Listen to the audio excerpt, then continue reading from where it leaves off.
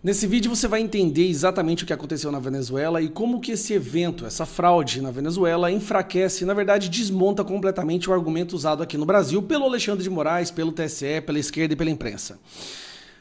A Venezuela estava sofrendo sanções por não ter eleições transparentes, por ter claramente fraudado as eleições anteriores. Então, com a ameaça de mais sanções ainda, inclusive vindo dos Estados Unidos, o Maduro foi obrigado a criar um teatro. Um teatro onde supostamente as eleições dele seriam as mais transparentes da história. Lá, olha só, tem voto impresso. Inclusive, ele zombou do TSE e das eleições brasileiras, falando que lá tem voto impresso e por isso é transparente. Mas qual era o plano do Maduro? Tudo bem, tem voto impresso, os votos impressos são contabilizados nas sessões de votações e depois os resultados finais são passados para o CNE, o Conselho Nacional Eleitoral, que é a mesma coisa do TSE. A mesma coisa. O que ele planejou fazer? Bom, deixa o povo votar, o que importa é quem conta os votos, não é? Deixa as pessoas votarem, não tem problema, mas na hora que os números forem mandados para o Conselho Nacional Eleitoral, a gente altera lá e publica o que a gente quiser e finge para o mundo que foi uma eleição transparente, afinal de contas, foi auditada com o voto impresso. O que ele não contava é que a oposição ia se mobilizar para que pegassem os votos impressos, contabilizassem e publicassem eles nas redes sociais. A partir do momento que todo mundo começou a entrar nas zonas que eles conseguiram, porque muitas zonas o exército do Maduro não deixou, nas zonas que eles conseguiram entrar e contabilizaram os votos e fizeram a contagem manual e percebeu uma diferença onde o González tinha 4 vezes mais votos que o Maduro e começaram a publicar imagens desses boletins, dessas contagens nas redes sociais, foi ficando escancarado que realmente Maduro ia perder de lavada.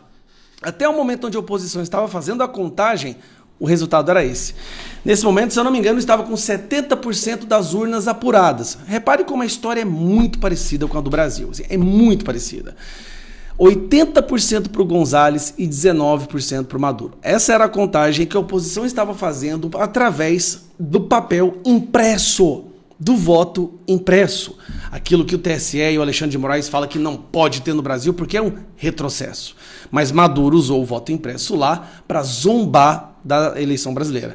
E a tabela deles era extremamente organizada. Você pode ver que tem, das regiões, das zonas, os votos de cada um, total de cada um, exatamente perfeito, feito manualmente isso daí, em todas as áreas de votação.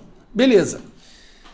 Maduro entrou em desespero. Meu Deus, eles estão indo nas urnas e contando os votos lá e divulgando. Mobilizou o exército dele, o exército Maduro começou a entrar em todas as zonas eleitorais, em todas as áreas de votação e começou a sequestrar as urnas e os votos.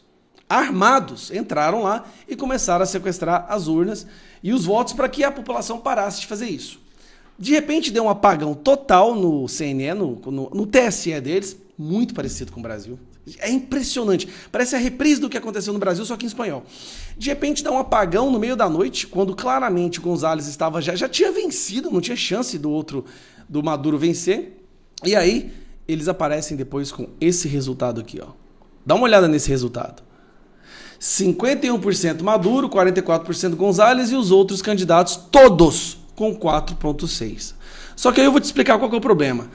Somando isso daqui, dá 130%. Isso é impossível. Sabe o que aconteceu? Eu vou te explicar.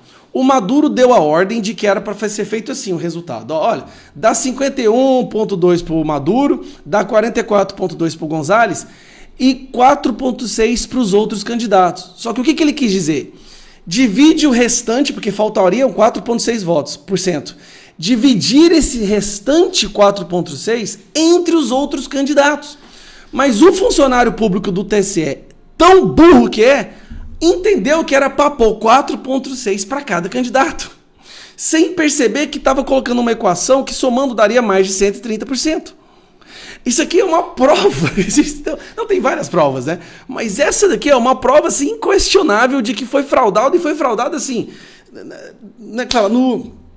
no customização mesmo. É para fazer isso, me dá tantos pontos para ele, tantos pontos para esse e tantos porcentagens para esse. Ao invés de dividir 4,6 no restante dos candidatos, ele deu 4,6 para cada.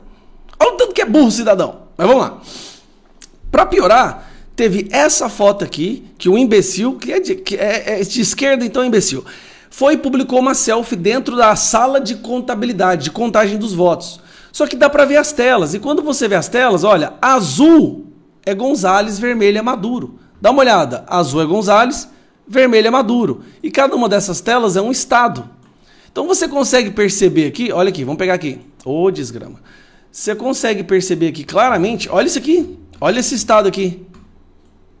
O outro, que Gonzalez estava ganhando de forma esmagadora em todos os estados. Mas chega uma hora, eles declaram que venceram. Os principais países do mundo já não vão aceitar, já estão dizendo que não vão aceitar. Até o Gabriel Boric, do Chile, que é um comunista, tipo um Guilherme Boulos, está envergonhado e disse que não vai poder aceitar essas eleições. Então o Maduro criou um teatro, mas ali ele cometeu uma falha, a oposição soube aproveitar dessa falha por causa do voto impresso, e que fique bem claro isso, gente. A fraude na Venezuela só está sendo escancarada para o mundo inteiro ver, porque lá o voto é impresso. E ele zombou do TSE por causa disso. Bom, Venezuela e o mundo inteiro sabe que Maduro perdeu de forma esmagadora. Mas, o que está acontecendo agora? Esse daqui é o procurador-geral da Venezuela. Acabou de soltar um comunicado dizendo que vai prender a Corina e o Gonzalez e todo mundo da oposição porque eles atentaram contra a democracia, porque eles tentaram fraudar as eleições. Olha o absurdo. É exatamente o que o Moraes fez. O Moraes pegou e está tentando prender toda a oposição, toda a direita do Brasil, dizendo que são antidemocráticos. Cara, é impressionante. É idêntico a história da Venezuela com o que está acontecendo no Brasil. A única diferença é que lá eles estão podendo provar que houve fraude.